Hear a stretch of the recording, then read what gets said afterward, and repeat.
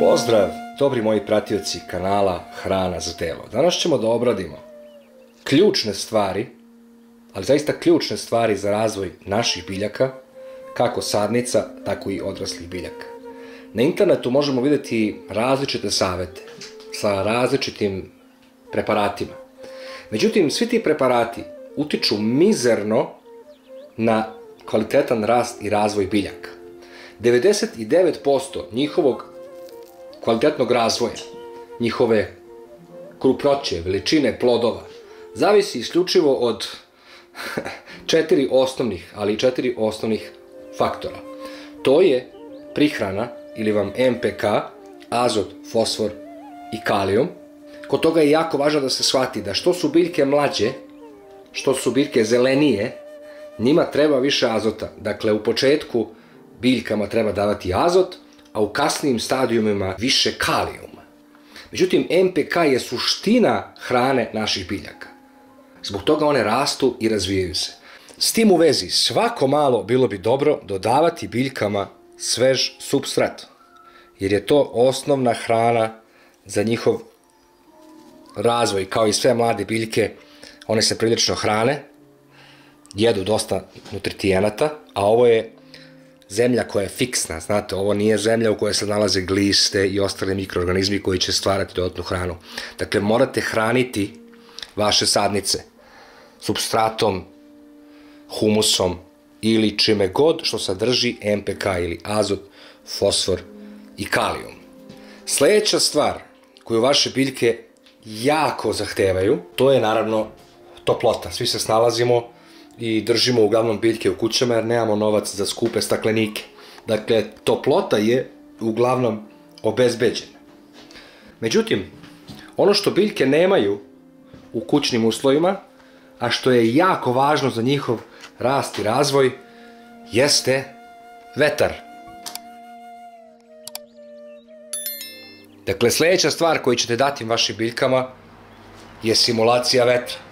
Kako bi se biljke navikavale na spoljašnje uslove, kako bi jačale svoje stabljike, svoju strukturu i jednostavno izimitirali taj prirodni proces. Inače, kada ove biljke budu izašle napolje u baštu, vetar će biti konstantan i jednostavno ako biljke ne naviknemo još kad su male da jačaju na vetru, kada ih budemo presadili u zemljište, da će one jednostavno stagnirati u razvoju dok god ne budu stekle ovaj kod vetra koji je zaista važan za njihov razvoj. Treća stvar koja je ključna ako hoćete da imate zdrav rasad, jake biljke, je rasveta. Dakle, bez rasvete sadnice ne mogu dobro da rastu jer jednostavno nemaju dovoljno sunca u mesecima poput februara i marta kada se najviše sadi rasad.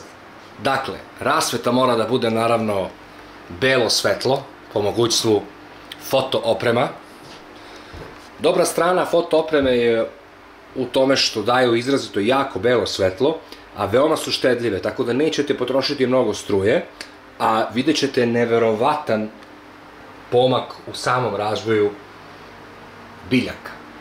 Možda je u početku malo skuplje, ali verujte mi, isplati se, jer ove lampe mogu da traju po 1000 i nešto sati, ne troše mnogo struje, a vašim biljkama daju bukvalno taj neki lažni privid sunca.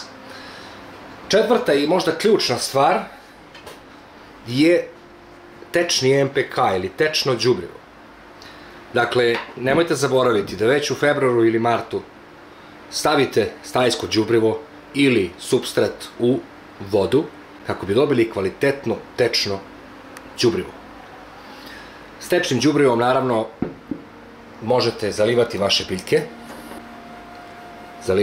biljke i sigurni ste da će dobiti dovoljnu količinu NPK đubriva.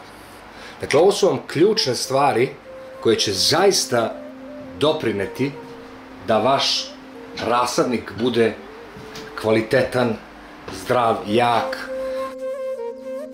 Dakle, stajsko đubrivo ili supstrat, umerena toplota, kvalitetna bela rasveta i simulacija vetra.